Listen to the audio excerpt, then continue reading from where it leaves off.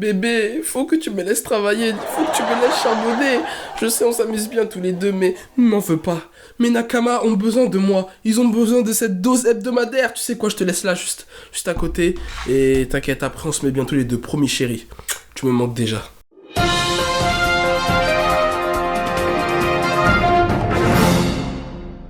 Yo les Nakama, c'est ton Nakama Winnie en chakra et en vibranium et bienvenue comme d'habitude sur l'After Geek, ton émission qui revient chaque semaine sur l'actualité geek sur toutes ses formes. Et cette semaine, on va commencer avec du lourd. Ah, cette semaine, il y a du sujet très sérieux et on va commencer tout de suite avec Shingeki no Kyojin. Alors comme vous le savez, l'anime est en pause, la saison 3 et va reprendre en avril, mais on a eu une petite info, pas sur l'anime mais sur le film live action américain. Et oui, il y a un film live action américain de Shingeki no Kyojin après l'annonce du film américain de My Hero Academia la semaine dernière, dont j'en parlais d'ailleurs dans l'After Geek. Et bien cette semaine, on apprend qui sera le réalisateur du film Shingeki no Kyojin et ce sera Andy Muschietti. Alors pour ceux qui ne savent pas de nom qui c'est ce réalisateur, il a réalisé le film Ça, qui était sorti en 2017, le fameux film Ça, sur le clown légendaire. Donc moi, qu'est-ce que j'en pense de tout ça? Eh bien, bon, vous savez, je suis toujours un peu friand dès qu'on parle de manga hollywoodien, mais je dois reconnaître que j'apprécie beaucoup le réalisateur, tout ce qu'il a fait. En plus, c'est un spécialiste dans tout ce qui est action, fantasy, horreur. Donc franchement, je suis un peu curieux de savoir ce que ça va donner. En plus, c'est fait par Warner Bros, voilà, studio américain, donc ça peut aller, ça peut envoyer du lourd en termes de budget. Bon, en tout cas, n'hésitez pas à me dire dans les commentaires si vous êtes hypé par un film live américain de Shingeki no Kyojin. En tout cas, j'ai vu des petits internautes commencer à faire leur petit fancast. Alors, j'ai vu par exemple Erwin pour Michael Fassbender ou Chris Evans. Donc, j'ai envie de dire pourquoi pas. J'avoue que les fancasts que j'ai vus m'ont l'air plutôt convaincants.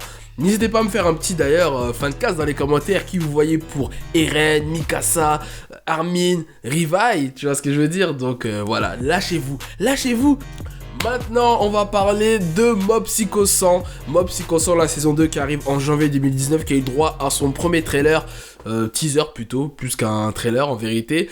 Donc, pour ceux qui ne connaissent pas Mob Psycho 100, déjà, c'est n'importe quoi, faut que vous commencez à regarder, c'est un truc de fou. C'est fait par le mec qui a fait One Punch Man, c'est-à-dire One, et c'est un truc de malade.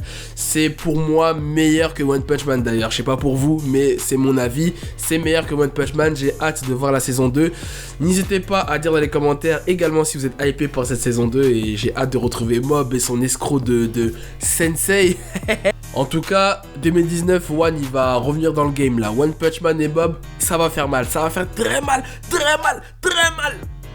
je te dis. Et la dernière info concernant le manga game, c'est un manga français en plus, puisqu'on va parler de la sortie de la semaine dernière qui a agité un peu la toile. C'est le manga de Maître Gims. Enfin, Maître Gims, il n'est pas tout seul, hein. Il est accompagné de son petit frère Darcy, Jean-David Normand et de Tamura. Voilà, ils sont 4 à bosser dessus.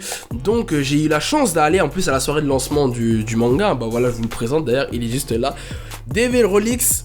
Voilà, donc édité chez Glénat, donc il est sorti la semaine dernière, le 31 octobre. Gros merci à mes potos d'Actu Manga et à Glénat pour l'invitation. D'ailleurs, vous pouvez retrouver un article sur actumanga.net sur quelques informations sur la sortie du manga de Maître Gims, Devil Relics.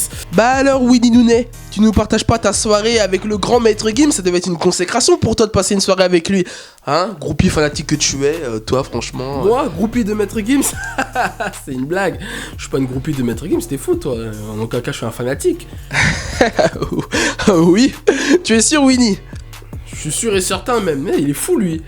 Ok, très bien, j'ai voulu être sympathique, te laisser une chance, mais tu me laisses pas trop le choix. Il faut que ton public voit ton passé. Bon allez, balance-lui quelques vidéos là, ça va lui rafraîchir la mémoire.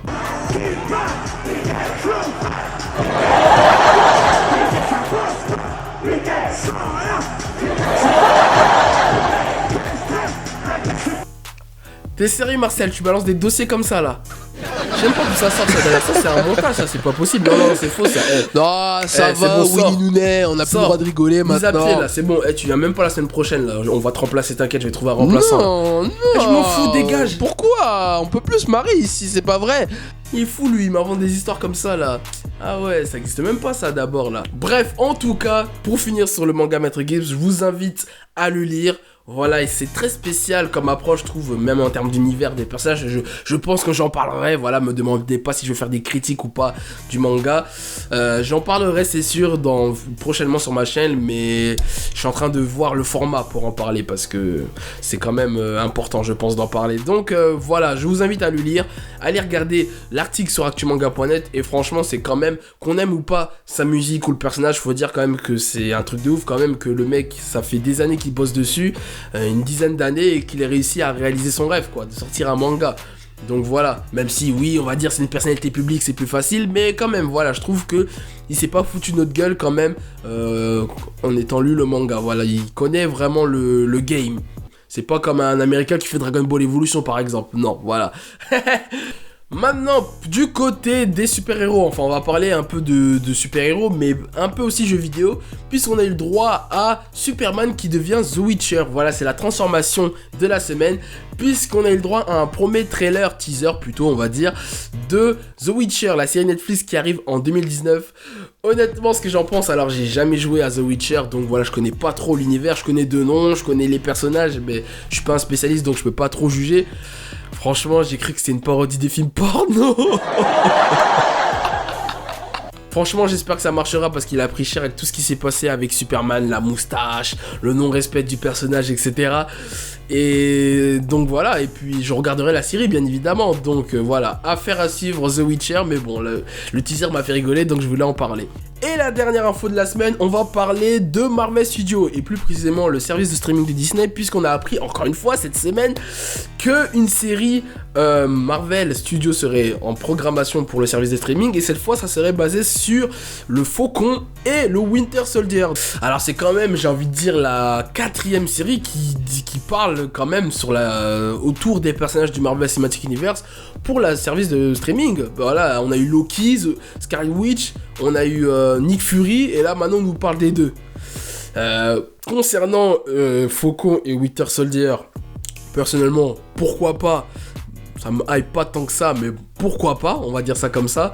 Après, je me demande quand même où toutes ces séries Marvel Studios vont se baser dans la timeline du Marvel Cinematic Universe. Est-ce que ça se passait avant Infinity War? Est-ce que ça se passait après Infinity War?